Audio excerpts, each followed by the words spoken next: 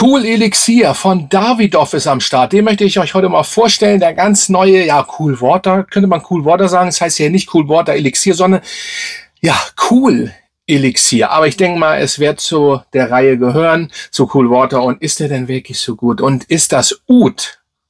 Hört richtig hin, Davidoff. Oud, wirklich gut da drin? Das möchte ich euch heute mal erzählen. Mein Name ist Dennis, a.k.a. Fragrance Up aus Hamburg. So schaut's aus. Das sind hier 50 ml. Ihr habt den Preis gesehen. Ich habe diesmal den Preis genommen, der runtergesetzt worden ist. Und ja, für 50 ml, 52 € ungefähr, kann man nichts sagen.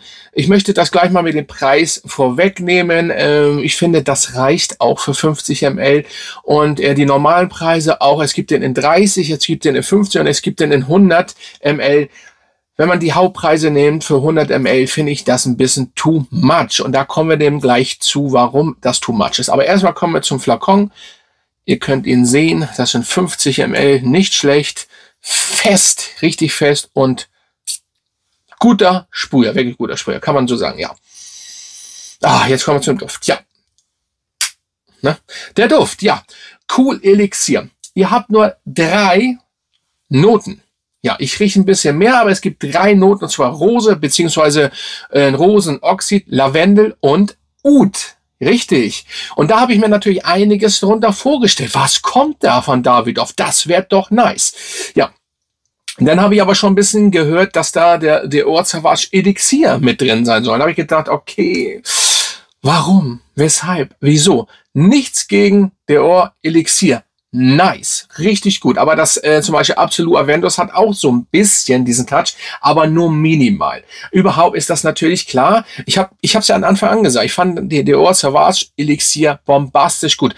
Das Risiko, was Dior da eingegangen ist mit diesen Lakritz und mit diesem Oldschool-Touch, der da drin ist, war geil. Aber super gut angekommen. Und jetzt, natürlich gibt es paar, die das, sag ich mal, im Endeffekt ein bisschen auf den Zug aufgesprungen sind. Und nun habe ich gelesen, dass das hier auch so sein soll.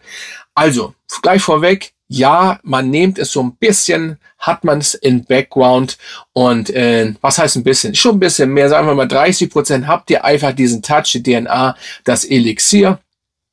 Und ich muss sagen, ja, kann man so machen.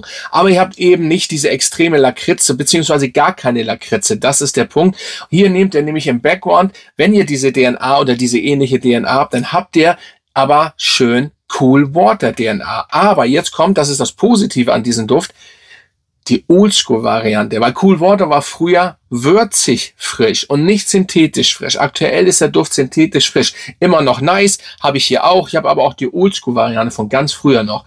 Und so ist das im Background. Im Endeffekt könnt ihr... Nee, das ist das Parfüm. Es gibt so viel Flenker. Ich glaube, das Reborn... Nee, das ist das normale hier. Das ist die synthetische Variante.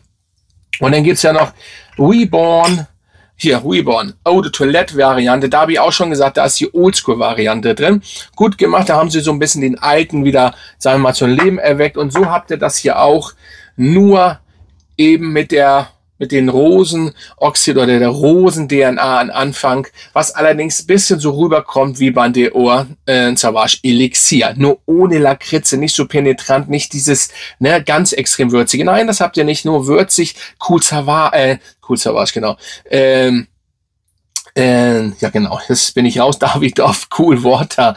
DNA meinte ich natürlich. So müsst ihr euch das Ding vorstellen. Ja, da kommen wir nämlich durcheinander, wenn man dieses, Dior Sauvage, Cool Sauvage. Ach, so ein Quatsch, aber das könnte vielleicht noch kommen. Habe ich Cool Sauvage gesagt, ne? Ja, Cool Sauvage auch. Nicht der Rapper natürlich, sondern dieses Cool Sauvage von Dior. Hätte was, ne? Vielleicht mit der Unterschrift von Cool Sauvage. Komm, besser geht's nicht, ne?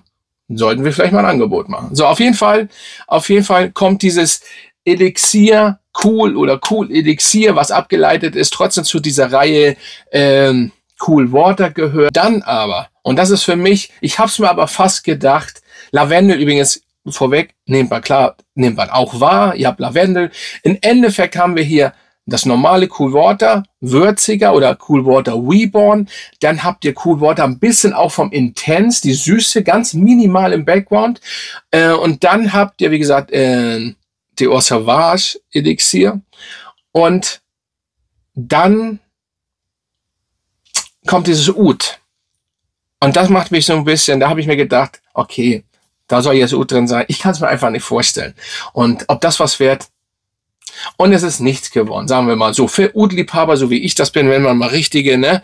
Nein, was für ein Oud. Ich nehme nicht wirklich Oud wahr. Vielleicht ist es so ein bisschen, habe ich so also 1%, 2% kann meine Nase vielleicht von diesen holzigen Oud rausfiltern. Riecht aber auch so ein bisschen auch wie lederhaft. Nicht ganz, also es ist ganz schwer.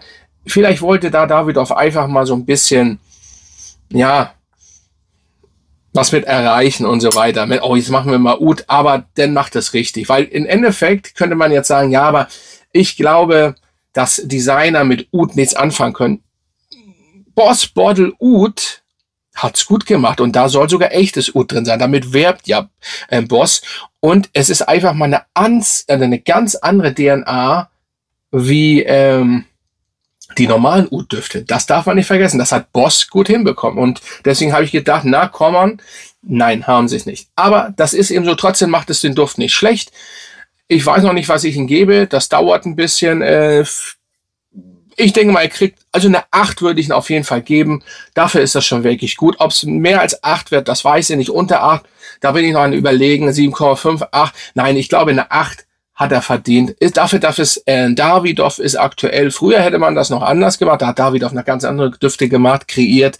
Aber ich würde sagen, das ist schon gut geworden dadurch. Ja, und zur Haltbarkeit, die reicht. Also das ist jetzt immer verschieden, denn es auch kommt noch an, wie heiß es ist und so weiter.